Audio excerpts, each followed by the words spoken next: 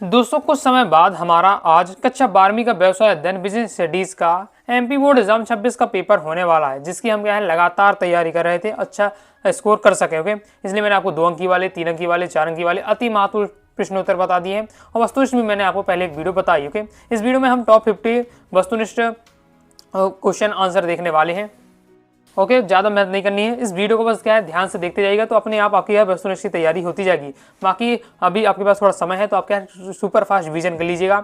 12th business studies topper series MP board exam 2026 के नाम से प्लेलिस्ट पे जाकर क्रम से वीडियो देखकर आप क्या एक बार रिवीजन जरूर कर लीजिएगा। तो थक्कर ना बैठे मंजिल के मुसाफिर, थक्कर ना बैठे मंजिल के मुसाफिर, मंजिल में मिलेगी और मिलने का मजा भी आएगा।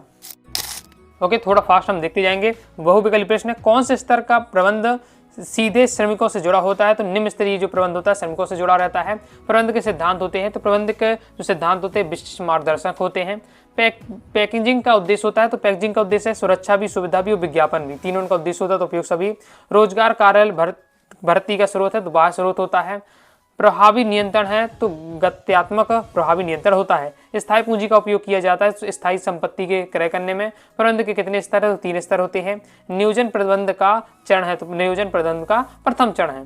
प्रभागी संगठन की संरचना किस आधार पर होती है? तो कार्यों के आधार पर होती है। प्रबंध प्रक्रिया का अंतिम कार्य है नियंत्रण। वित्तीय प्रबंध का संबंध होता है वित्तीय क्रियाओं से। नियंत्रण का उद्देश्य होता है वास्तविक निष्पादन की जाँच करना। रेखा की पूर्ति देख लेते हैं। अंतर्राष्ट्रीय पर्यावरण परिवेश सदैव क्या है? परिवर्तित रहता है। संगठन का ये नियम लिखित होते हैं, तो जो औपचारिक संगठन होते हैं इसमें जो नियम होते हैं लिखित होते हैं, जबकि अनौपचारिक संगठन में ऐसे नियम नहीं होते। जैसे प्रभावी संचालन के लिए आवश्यक होता है तो अभिप्रेरण यानी मोटिवेशन जरूरी होता है, मौद्रिक तरीके से या अमौद्रिक तरीके से, लेकिन प्रभावी संचालन के लिए अभिप्रेरण जरूरी है। नियंत्रण का पारस्परिक संबंध है, तो प्रमाणों के निर्धारण से। भूमि तथा भवन के विनियोग पूंजी का प्रतिनिधित्व करता है, तो स्थायी पूंजी का प्रतिनिधित्व करता है। व्यक्तित्व विक्रय का तरीका है, तो प्रत्यक्ष विक्रय का तरीका होता है। प्रबंध का नौकर है, तो प्रबंध प्रशासन का नौकर है। टेलर के अध्ययन का केंद्र बिंदु है श्रमिक। व्यवसाय के आर्थिक पर्यावरण को प्रभावी प्रणाली करती है, तो व्यवसाय के आर्थिक पर्यावरण को आर्थिक प्रणाली प्रभावित करती है। नियम बनाए रखने में सहायक होते हैं, तो जो अनुशासन होता है नियम बनाए रखने में सहायक होते हैं। श्रमिकों में तालमेल बिठा कर रखता है, तो जो पर्यवेक्षक होता है वो श्रमिकों में तालमेल बिठा कर रखता है। नियोजन प्रक्रिया का पहला चरण है, नियंत्रण प्रक्रिया का पहला चरण है नियोजन। इंपॉर्टेंट रहने वाला ये वाला, नियंत्रण प्रक्रिया का पहला चरण है नियोजन। सत प्रबंध कला एवं विज्ञान दोनों में बिल्कुल सत्य हो जाएगा। निर्माण व नियोजन में कोई संबंध नहीं है, तो असत्य हो जाएगा, संबंध होता है। नियोजन निर्णय प्रक्रिया को सुविधाजनक बनाता है, तो सत्य है। वैज्ञानिक प्रबंध को लागू करने में उत्पादन में वृद्धि होती है, तो सत्य हो जाएगा। वित्तीय प्रबंध सामान्य प्रबंध का एक भाग है, एक विशेष शाखा का अंग है, तो ये भी सत्य है। नियंत्रण द्वारा अनुशासन की स्थापना होती है, तो बिल्कुल सत्य है। दीर्घकालीन वित्तीय नियोजन 2 वर्षों के लिए होता है, तो असत्य हो जाएगा। प्रबंध एक जन्मजात और अर्जित प्रतिभा नहीं है, तो असत्य हो जाएगा, क्योंकि प्रबंध होता है वो जन्मजात और अर्जित प्रतिभा है। नेक्स्ट है विक्रय संवर्धन लघु अवधि के लिए होता है, तो बिल्कुल सत्य हो जाएगा। नेक्स्ट है विपणन प्रक्रिया क्रेता एवं विक्रेता के बीच वस्तु एवं सेवाओं के विनिमय को सुगम बनाती है, तो सत्य हो जाएगा। पैकेजिंग उत्पादकों की पहचान कराने में सहायक होता है, सत्य है। भारतीय उपभोक्ता असंगठित रूप में पाए जाते हैं, तो सत्य हो जाएगा। नेक्स्ट है सही जोड़ी। अब देख लेते हैं सही जोड़ी किस प्रकार से हमारी रहने वाली है। तो विभागीय संरचना, तो विभागीय संरचना हो जाएगा हमारा उत्पादों पर आधारित। औपचारिक संगठन की विशेषता है, तो संगठन में स्थिरता। कर्मचारियों के स्रोतों की खोज होती है आपकी बाह्य भर्ती में। ऋण पत्र, तो ऋण पत्र गृहीत निधि। उत्पाद की सुरक्षा व परिवहन, तो ये पैकेजिंग में होता है। पंजीयन कराना आवश्यक है, तो ट्रेडमार्क।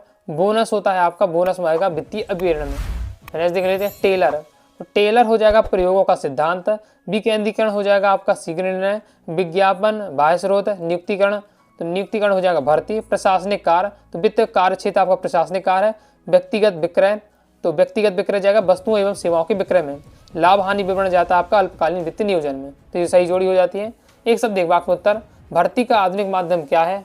तो हो जाएगा इंटरनेट। आजकल क्या है जो भर्ती होने लगी ऑनलाइन होने लगी। ओके, जो कंपनी होती है ऑनलाइन अपना डाल देती है कि भैया यहाँ पे इतने पद खाली हैं, तो लोग क्या ऑनलाइन आवेदन कर देते हैं। चयन कौन सी प्रक्रिया? तो चयन आपकी नकारात्मक या ऋणात्मक प्रक्रिया होती है।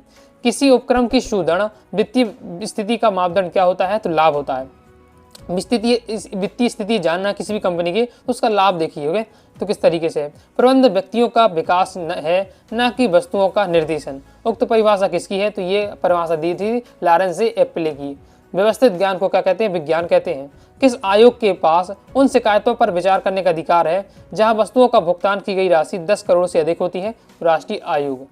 उपभोक्ताओं के हितों या अधिकारों की रक्षा करने के लिए क्या कहा जाता है, तो क्या किया गया है, तो उपभोक्ता जागरूकता अभियान चलाया गया है। वह प्रक्रिया जिसके द्वारा कर्मचारियों का कौशल, क्षमता और योग्यता को बढ़ाया जाता है कहलाती है प्रशिक्षण कहलाती है। शिक्षण संस्था के अंदर से बढ़ती को क्या कहते हैं, तो बाह्य स्रोत कहते हैं। कर्मचारियों को दंडित करना किस प्रकार का विवरण है, तो ये नकारात्मक विवरण है। जिस कर्मचारी को दंडित करना, ओके, और उन्हें दंड दे रहे हैं, तो अभी अभिप्रेरण किस प्रकार के हैं, इससे उन्हें अगर किसी को दंड दिया जा रहा है तो उस व्यक्ति को अच्छा लगेगा, बिल्कुल अच्छा नहीं लगेगा। ओके, तो इस प्रकार से क्या उसके नकारात्मक उस पर प्रभाव पड़ेगा। संगठन के लाभ पर कर्मचारियों को हिस्सा देना कौन सी विवरण है, तो ये हमारे क्या मौद्रिक विवरण है। संगठन के लाभ में, लाभ यानी हम जो भी हम उससे कमाई कर रहे हैं संगठन से, ओके, उसमें हम उसका जो प्रॉफिट हो रहा है वो भी हम उसे शेयर दे रहे हैं। ओके, तो ये हमारा क्या है, उसे पैसे एक बार से दे रहे हैं, तो मौद्रिक विवरण के अंतर्गत जाएगा। स्थायी पूंजी प्राप्त करने का सबसे सस्ता स्रोत है अंश पूंजी। यदि पिता प्रबंधक है और उसका लड़का भी प्रबंधक बन गया, तो ऐसी प्रतिभा को क्या कहते हैं, प्रतिभा को जन्मजात प्रतिभा कहते हैं। कौन किसके विरुद्ध शिकायत प्रस्तुत कर सकता है, तो उपभोक्ता निर्माता के प्रति क्या है, शिकायत प्रस्तुत कर सकता है। तो इस प्रकार से दोस्तों मैंने आपको जो सिलेक्टेड वस्तुनिष्ठ वो क्या है, सुपर फास्ट मैंने आपको क्या है बताए हैं। ओके, तो आपने मेरे साथ तैयार कर लिए होंगे। बाकी इसी तरह से आप क्या है स्पीड से 2 अंक की 3 अंक की क्वेश्चन है जो ओके, उनका भी एक बार रिवीजन कर लीजिएगा। 12th आपका एक business studies topper series MP board exam 26 के नाम से प्ले पे जाकर आप देख लीजिएगा और तैयार कर लीजिएगा। तो आइए दोस्तों, आपको वीडियो से लाइक करिए, सब्सक्राइब जरूर कर दीजिए। साथ ही दोस्तों टेलीग्राम चैनल, व्हाट्सएप को ज्वाइन कर लीजिएगा। डाउट आता है कारणों से आप जरूर पूछिएगा। मिलते हैं नेक्स्ट वीडियो में, तब तक के लिए बाय बाय।